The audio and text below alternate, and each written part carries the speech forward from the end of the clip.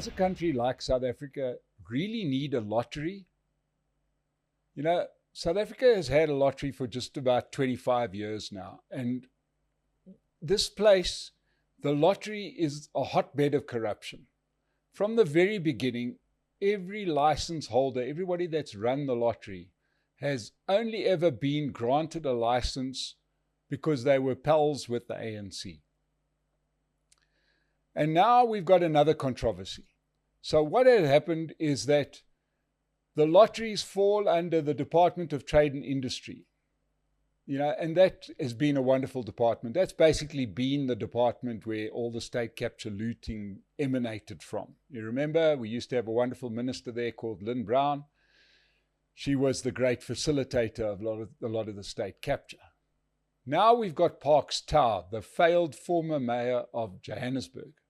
He was the guy that started the rot in Johannesburg, but in true ANC fashion, when you do a really bad job, you get promoted. He's now the Minister of Trade and Industry. Well, in any case, the lottery falls under his department, Trade and Industry. So they've been dithering over which one of their comrades to give the next contract to run the lottery. And this has carried on for so long that they've missed the deadline for the ending of the current operator of the lottery called Ituba. Ituba has been running the lottery for 10 years when they had a contract to run it for 8.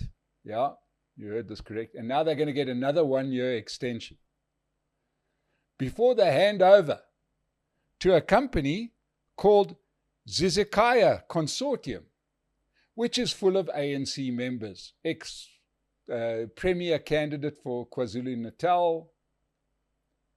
So this is two things. Number one is there's huge corruption that happens within the lottery. The kind of corruption that it doesn't even feel like corruption anymore. You pay yourself an enormous salary, you buy cars, everybody has to go into new offices. There's just largesse everywhere. And understand that when people pay the lottery, the money goes in and only a certain portion gets paid out. And the rest of the money is meant to go to good causes, which the Lottery Commission decides what is a good cause. Now, there's good causes and there's good causes. If I'm handing out the money, I might just decide that my brother-in-law's sports team is a good cause and give them lottery funding. It's a recipe for disaster. So, on the one hand, it's an exercise in corruption. But on the other hand, as the famous saying goes, a lottery is a tax for people that aren't good at maths. When you buy a lottery ticket, the shiny thing is a potentially massive win if you're that one ticket that happens to go out there.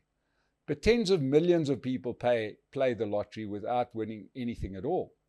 Now, in South Africa, a country that has grinding poverty, who isn't going to spend, $10 in buying lottery tickets in the hope of making R1 million and getting out of your poverty? But the chances are you're just going to lose your 10 rand. The numbers are clear. The house always wins. I don't think that from a social and from a societal perspective that a country like South Africa needs a lottery. It's an indulgence for rich countries. It shouldn't be here. You're literally taking the food out of children's mouths by allowing a lottery, because poor people are more inclined to try and get out of their trouble by playing in the lottery. And the people running it are the custodians of the country. They're meant to do what's in the best interests of the citizens. And instead, they're taking money away from vulnerable, poor South Africans on a bet that statistically is not going to pay out. I think we stamp out lotteries, we get rid of corruption that happens with the lottery, and we also stop taking money from poor people who shouldn't be playing lottery in the first place. That's my thoughts. You let me know what you think in the comments below.